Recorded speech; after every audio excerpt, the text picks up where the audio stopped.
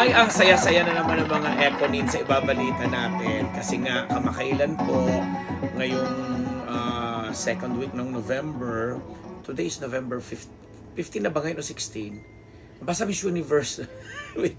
Itong nakaraang week po kasi nagkaroon ng Thanksgiving party ang Lavender Fields. So alam niyo na, Lavender Fields na pinangunguna ni Jody Santa Maria, Jericho Rosales, Janine Gutierrez, Maricel Soriano, Edo Manzano, and Albert Martinez at marami pang iba. No? So nagkaroon ng Thanksgiving party. And syempre, party sa isang parang bar sila, ganyan-ganyan, nagkatuwaan. At nakita nga natin yung pinost na video ng isa sa mga staff ng Lavender Fields, yung kumakanta si Jericho Rosales on stage, na talagang yung mga kasamahan nila sa production siguro at mga ibang special friends na nandoon sa baba, na talagang nagdulundagan, nagpapalakpakan, nagkakatuwaan, at hanggang nakita nga dito sa video, si Janine Gutierrez mismo, yung alam mong masayang-masaya siya, kinikilig, tapos ina-appreciate niya, talagang alam mong fangirl ang dating na habang kumakanta yung kanyang jowa daw talaga sinabi ko. Yun. Na ako ha, na-booking na ako ha. Habang kumakanta nga itong si Echo on stage, mararamdaman mo yung saya niya na ang nakakatuwa dito, si Jody Santa Maria mismo yung parang fangirl din ng dalawa, nung love team ng dalawa, na nakilig din na tinutokso-tokso, tapos makikita mo nilalapitan niya, tapos tumitili-tili pa siya, sumisigaw, ganyan. Tapos tinutokso siya kay Jericho na parang tinatawag pa niya si Jericho on stage, tapos tinatawag din niya kinukuha din niya yung attention ni Janine. Para alam mo yon yung kilig na kilig siya. So ang saya-saya nung pangyayaring yon. And sabi nga nung mga sources po namin dito sa production ng Lavender Fields, talagang parang madalas na nangyayari na yung kahit sa set, hindi man yung buong production ay kasali, pero yung nagtutuksuhan daw, kunwari nasa loob sila ng tent or nasa loob sila ng bahay na kung saan sila nagtitaping. And sabi nga nung aming kaibigan na isa sa mga production staff ng Lavender, abangan din daw natin yung mga kwento naman ni Inang Maricel Soriano tungkol naman daw sa observation niya dito kina Echo at saka kina Janine. So ang saya-saya lang mga ka-Team Unbettable dito sa Unbearable Channel kasi di ba of late hindi naman masyadong pinag-uusapan or hindi naman pinipili up masyado yung ganung bahagi ng publicity kumbaga para sa Lavender Fields kasi the series itself is doing good, doing great, lalo pat eto na yung karakter nga ni Echo, bumalik na siya at hindi pa uli nagpapangita yung karakter niya at saka yung karakter ni Jody. So dahil ngayon nakatutok sila dun sa role nila bilang mag-asawa naman ni Janine.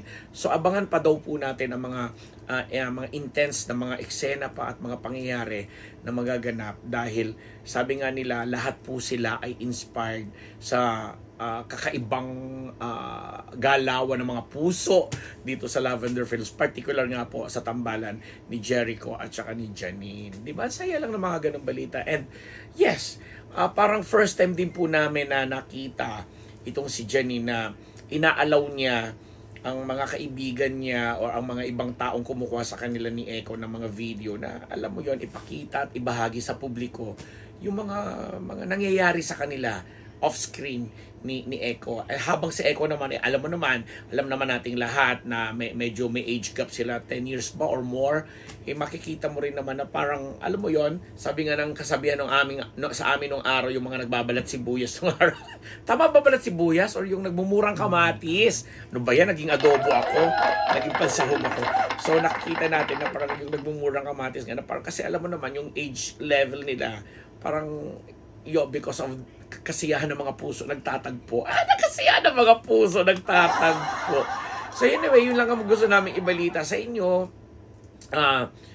May mga bagay-bagay na alam mo yon, hindi nila siguro masyadong isinishare pa sa publiko, pero very consistent po si Jericho na every weekend na sinasamahan niya po si Janine, or vice versa, si Janine naman ay nag-i-schedule din ng isang araw sa isang linggo na nakikibanding sa family members or sa mga close friends ni Jericho Rosales. Parang ganun din, saya lang, di ba?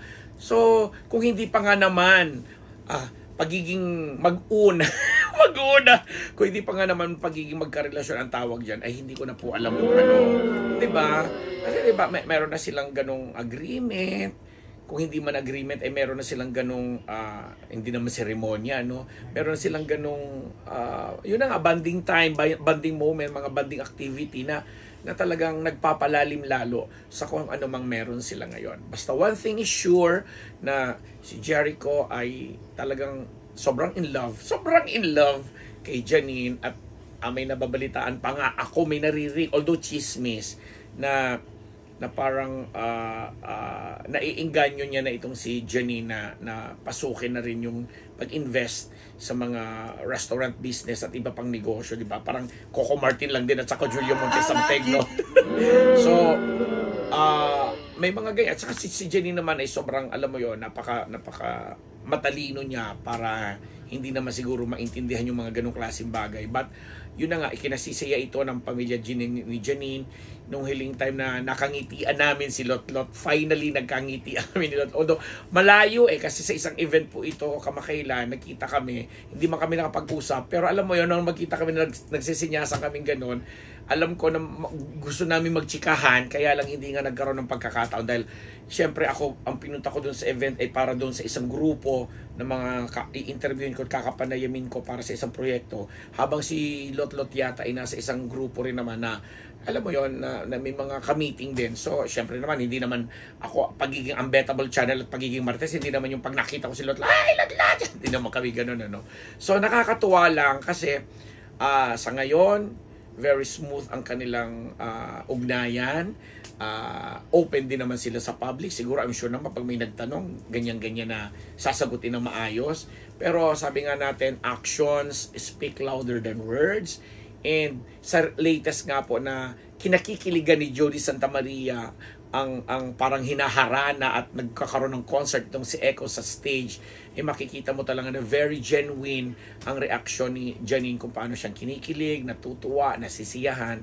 At yun na nga, nagre-reciprocate kumbaga sa mga actions na ipinapahayag sa kanya ni Jericho via song, dance, at kung ano pa mang ginagawa niya on stage. Ang saya lang. So, binalita ko lang po ito sa inyo, mga kapwa Econin dyan. Maraming salamat sa pagsubaybay. At muli po, ako po si Ambet Nabus dito sa Unbearable Channel.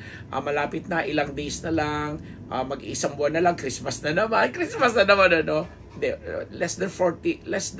More than 30 days ay Christmas na magkakasiyahan tayo. Binalita ko nga po sa previous vlog po natin or episode na siguradong masaya ang Christmas na mga Econin fans, Jericho Rosales and Janine Gutierrez fans. And of course, saan pa ba manggagaling ang kasiyahan nating lahat, kundi rin naman sa binibigay na kasiyahan din at ibinabahaging kaligayahan sa atin ni na Echo at saka ni Janine. So, Merry Christmas sa inyo lahat in advance. At sana bago pa magtapos ang 2024, ay makapagbigay pa tayo ng mga additional update at balita sa kanila.